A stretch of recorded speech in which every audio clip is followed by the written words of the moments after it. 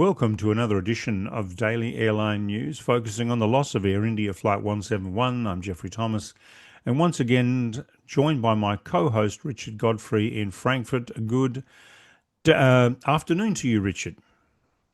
Good evening to you, Geoffrey. Yeah, just afternoon. Viewers, this episode, Fake Picture, episode 271. We continue our analysis of the Air India 171 crash, and we're going to start with a viewer comment. But before we do that, just a quick note. Please subscribe to us. Please like us. Please keep those wonderful comments coming and those great questions. We do appreciate them very much. Now back to the viewer comment. Nick Sharp, 74. I was interested in your comments regarding the rat photo in the official report and the comments made on social media claiming it to be fake. Is there any possibility that you can repeat this subject matter in, say, 1 minute by showing the official photo and possibly a photo from Richard's collection to highlight the difference in a visual format as opposed to a verbal format? Richard, that's a good question, and you've been doing some serious digging as usual. Yeah, and thank you, Nick Sharp, for that comment. So unfortunately, I don't have the 1 minute version, but I'll give you the 5 minute version instead. We're showing a screenshot from the preliminary report, the figure 15. And in the preliminary report, they state the CCTV footage obtained from the airport showed the Ram air turbine, the RAT, getting deployed during the initial climb and immediately after liftoff. And this is the picture where several people have claimed in X, formerly called Twitter, that the picture is either fake or it has been manipulated. And of course, these days with software, you can generate just about any picture you want and modify any picture as you will. And that goes for videos as well. And there are, unfortunately, many examples of AI modified images circulating on Air India 171 crash.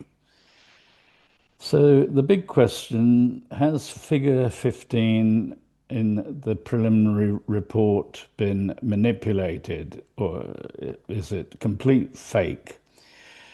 We're showing a comparison between the aircraft in figure 15 from the preliminary report and a professional high-resolution picture from Flight Radar 24 taken by jet photos of the same aircraft, VT-ANB. Now, the purpose of the photo in the preliminary report is simply to show that the RAT was deployed. The photo is low resolution and is poorly lit. The only sunlight reflects off the nose of the aircraft and the leading edge of the wing. And in poor lighting and low resolution, the aircraft mostly in shadow, it will not be possible to pick out the registration marks and the logos. And what people are claiming in Twitter or X, that you can't see the logos on the side of the aircraft or on the side of the engine, and you can't read the registration marks, which were on the nose wheel landing gear door and on the side of the aircraft towards the rear, and again under the wing. And in this picture from the preliminary report, you just can't pick that out. So I don't think that's an issue of the picture being manipulated. I think it's just simply an issue of the poor resolution. Now we're showing you a third screenshot, and this is our analysis of two aircraft seen in figure 15 in the background. They're on the ground on Apron 2, adjacent to Terminal 2 at Ahmedabad Airport. The two aircraft, one is registration VT-ANJ, Boeing 787-8 from Air India, and that's on Apron 2 at Stand 33, which is Gate 33 into the building. And we have its parking position from Flight Radar 24 ADS-B data. And the aircraft arrived on the 12th of June at 6:16 UTC and departed for Delhi the next day, the 13th of June at 7:36 UTC. The second aircraft is registration VT-GSU. It's an Embraer E175LR. LR stands for long range. And it's from Star Air, and it's on Apron 2 at Stand 40. And that aircraft arrived on the 12th of June at 06:07 UTC and departed for Nanded the same day at 11:30 UTC after the airport was reopened. And that means, according to Flight Radar 24 ADS-B data, both aircraft were located on Apron 2 at 08:08:39 UTC when Air India 171 took off. Now, VT-ANG operated AI 172 from London Gatwick the night before, and that flight has not been operated since the 12th of June. And we went back through the records, and the only other time VT-ANJ and VT-GSU were at Ahmedabad Airport at the same time was on the 14th of January 2025. But then at that point in time, VT-ANJ was at Stand 34, not Stand 33. And VT-GSU was parked on Apron 1, not Apron 2. Of course, in this case, the picture could be of another Air India 787-8. And the Embraer could be another Star Air Embraer 175LR. It could be an older photo of another Air India 787 on Apron 2 at Stand 33, and not a genuine picture, and another Star Air Embraer on Apron 2 at Stand 40. But the interesting thing is the Star Air Embraers run domestic flights, so they normally park at Terminal 1 and not Terminal 2. And on the 12th of June, when Ahmedabad Airport was closed because of the Air India crash, was the only time that a Star Air Embraer has been parked on Apron 2. Was actually supposed to have departed at Fernanded on the flight S5219 at 11:30.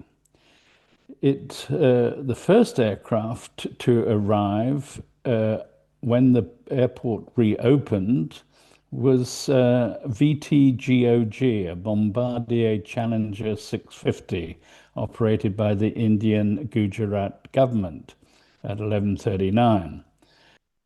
There is an Airbus A320 registration VT-IPZ, which is observed in the airport security CCTV footage, and it was waiting at taxiway D for the departure of AI 171.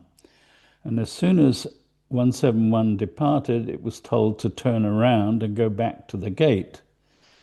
The Star Air flight S5218 has operated since the 31st of March 2024, initially 4 times a week, now 5 times a week from Nanded, NDC to Ahmedabad, AMD.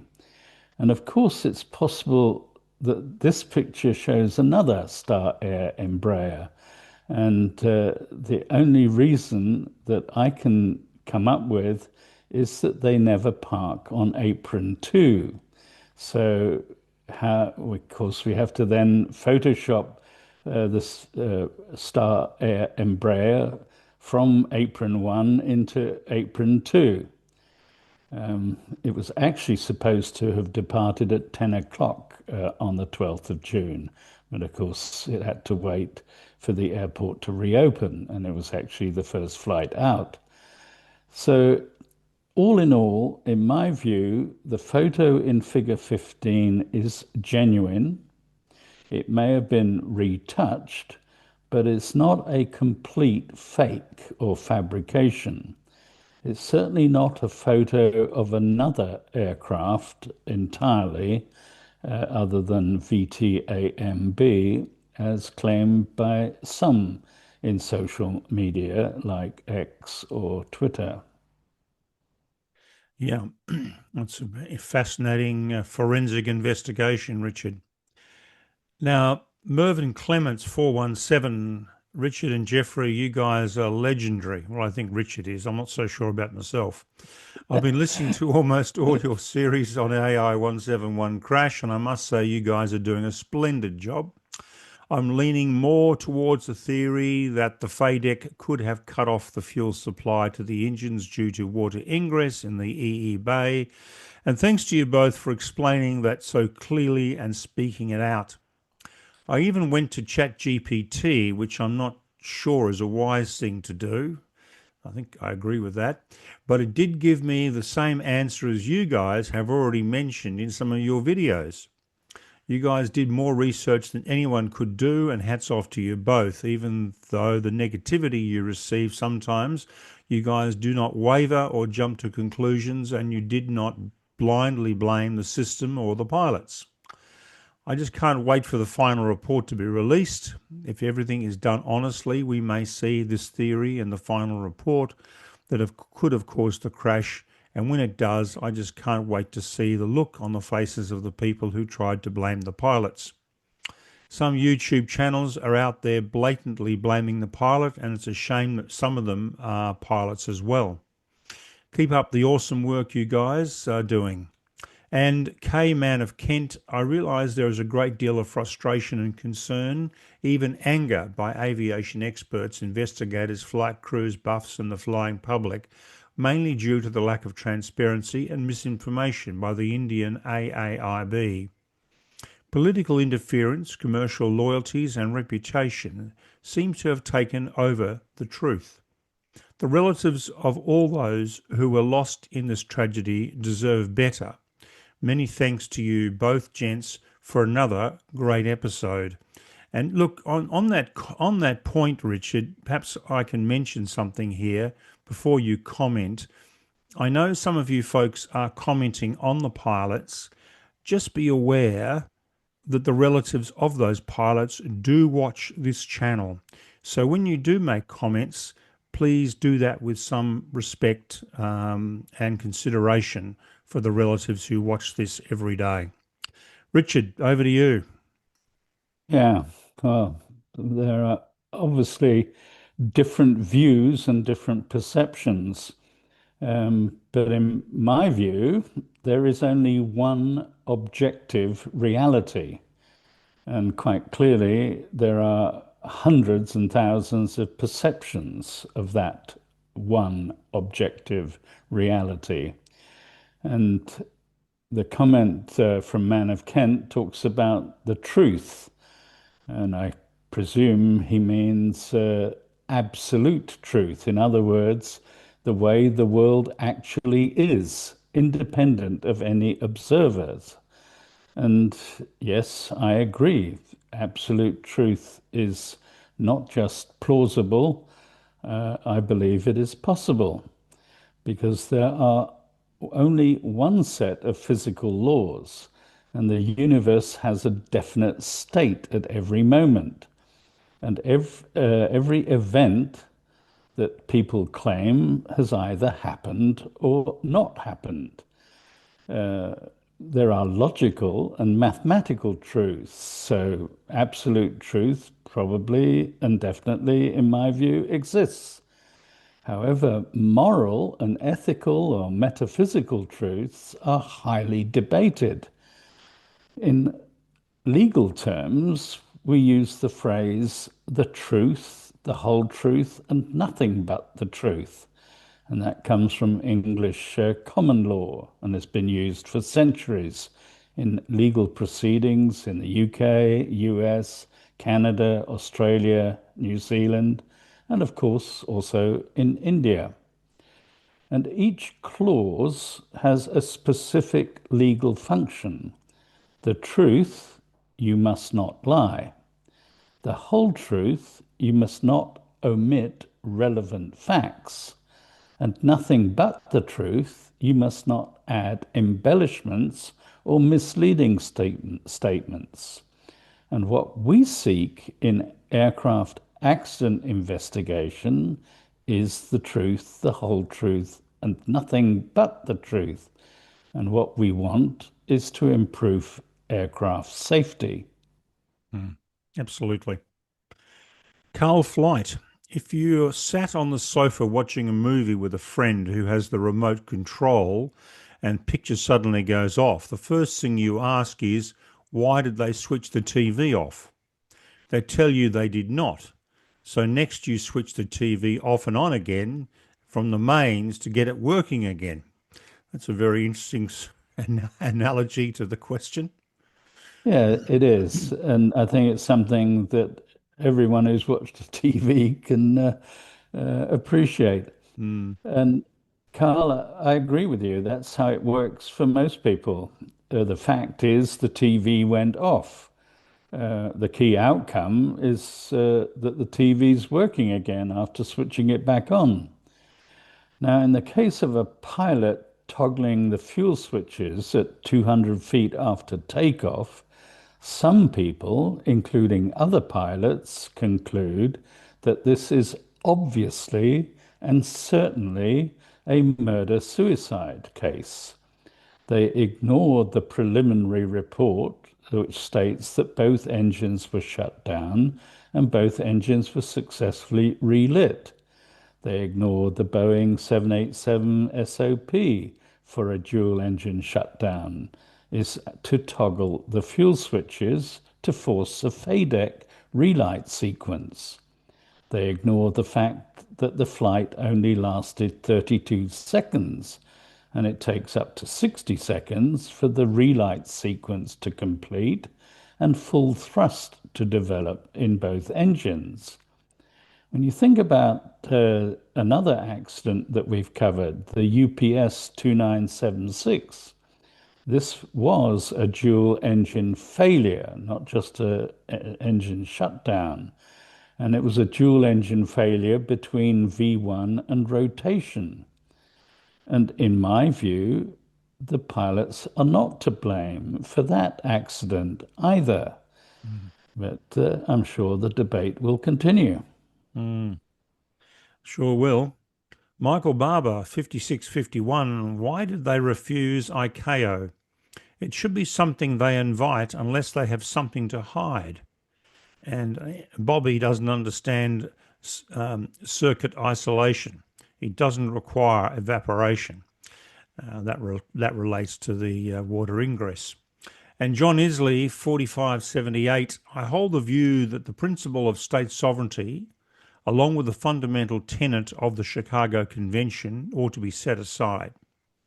Furthermore, it should be a condition of ICAO state membership that they are fully and automatically engaged in any significant crash investigation. This is likely to prevent any potential misconduct that may arise. It is essential that we ascertain the truth in order to try and avert any further loss of life due to an issue that could have been easily resolved. Another great episode, gents. Richard. Yeah, well, actually, I agree with Bobby. He simply pointed out that water didn't evaporate. And I agree with Michael that the faulty circuit was isolated. Uh, Boeing's designed to do that for you automatically. And I agree with John that the ICAO should be fully and automatically involved in all fatal crashes of a commercial airliner. And what we've said is that there was a temporary loss of the AFDX data link to both engines. We've also pointed out that that was quickly restored and the engines were both successfully relit. The fault that was the root cause happened exactly at rotation, and both engines shut down within 2 to 3 seconds of liftoff from the runway. The aircraft did not achieve any more than 200 feet of altitude, and probably not much more than 130 feet. And in my view, the pilots were doing everything that they could to prevent the disaster of Air India 171. So, Richard, let's end with these comments. Pro Frog 493. Brilliant. The can of worms was opened by Indian officials. We are not to blame. It's all on others. The truth will be based on irrefutable data, not speculation. You two are the best at facts and legitimate analysis. And Tumbleweed 2240. I'm an old Lockheed Electra girl and really enjoy the discussion on this channel. Now, before you comment, Richard, for those who don't know, the Lockheed Electra was a 4-engine turboprop built in the 50s and into the 60s. Wasn't very successful. They only sold 170 of them, but Lockheed then sold it to the US military, Navy in particular, as a submarine chaser. And they sold over 700. That's called the Lockheed Orion. Bit of trivia. So, Richard, you want to round it up? Yeah, well, I think lovely comments, and the truth will come out in the end. And I always find it interesting when more and more people get louder and louder and push their views in public. In my view, the louder they get and the more they struggle to get their views out, the more they actually condemn themselves. I think of Shakespeare's play Hamlet and the quote, "The lady doth protest too much, methinks." What that means is she keeps on insisting so strongly, she seems unbelievable. Yeah, absolutely. I've heard that one a few times. I think we hear Shakespeare in everyday language all the time. We don't even realize it. Yeah. So thank you for that, Richard, and for that great analysis. Really do appreciate that forensic look into that 787 photograph. You're welcome. Now, viewers, we're going to be back tomorrow and the next day and possibly the day after, the next 3 episodes on TWA Flight 800, a highly controversial crash of a flight that was destined to fly from New York to Rome via Paris. A terrible, terrible tragedy that's shrouded in controversy to this day. So we're going to take a deep dive into that. I'm sure that you'll find it fascinating. So once again, please subscribe to us. Please like us. Please keep those great comments coming. And please do keep those great questions coming. And also a great big thank you to all those who are supporting this channel. We really do appreciate it very much indeed. So with that, Richard, thank you once again. You're welcome. And viewers, we do look forward to your company tomorrow. Take care.